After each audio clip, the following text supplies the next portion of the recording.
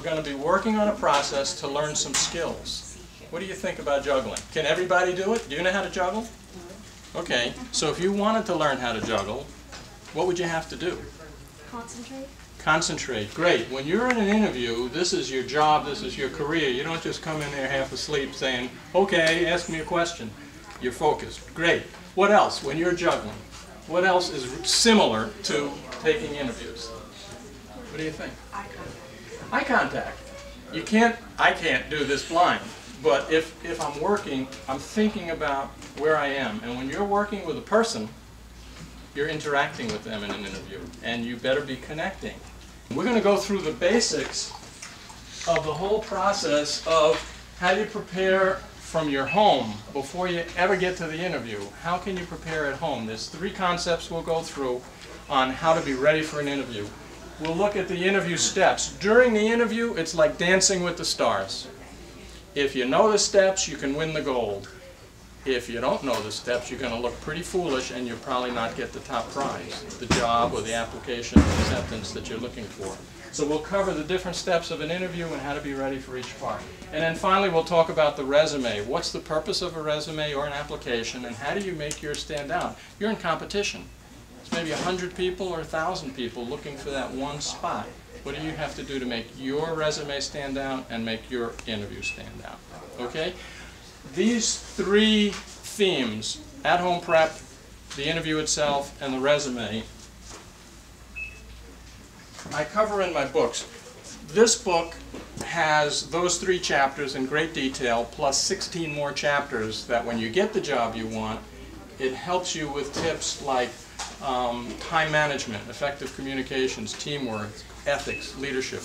This book, it's a short one. The title is Tips for Resumes and Interviews all in 1 hour. You can read front to back in 1 hour. But it only talks about interviewing and resume skills. Either one can help you, and we'll talk more about that before. We were already practicing with this drill as though we were looking for a job as a cashier at Walmart. So you're doing the right thing. I see some of you starting to circle words. This is like the teacher telling you, I'm going to give you an exam for the school year, and here's what the questions are going to be. These are the bosses of the company telling you, we're looking for somebody who's good at, and you're starting to circle what they're interested in. That's what key words are. Any questions on what we've done here? The objective of this first step was to simply remember, every job has key skills for success. It's not about you, it's about them. What are they interested in knowing about you?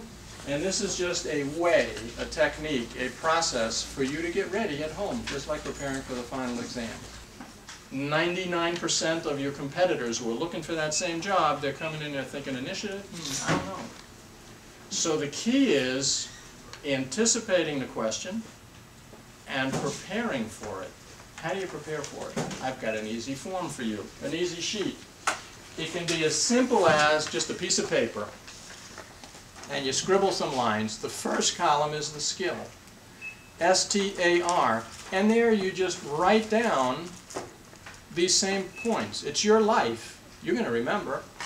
I went to the library, I did this, I did that. You just put bullet points down. You don't need to have a book. It's your life. You'll remember it. To make your life even easier, please pass these around. You can take these.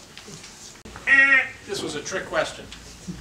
Everybody assumes the next row is going to be another skill. 3 skills, three examples for each skill. 3 examples for each skill. So when you're doing your STAR preparation, that's going to take 2 minutes to tell a story. You want 3 life examples for each skill. What do you think happens right in the beginning? Right here. And I'll give you a hint.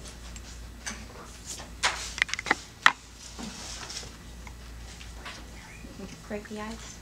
Breaking the ice. That's an expression that means you're getting to know each other. It's just casual talk. It's not really an interview, but it's part of the interview. So the first part of the interview is breaking the ice, getting to know each other. That usually just takes a few minutes. This is where you tell them things they're interested in, the 2 or 3 things, not a lot, the 2 or 3 things you think they're most interested in. I'm an ethical person, I pay attention to detail, and I take initiative. That's who I am. You can count on that. You're going to want me in your company. That's your brand. Something short and sweet that's important to them, and the answers are in their job descriptions, that'll help them to understand who you are. What do you do at the very end? This is your last impression, the last things you're going to say just before you shake hands and you head off for the next interview. What do you think happens right there? It's a very short discussion. I would think that you would like thank them, like thank you for having me, and Exactly right.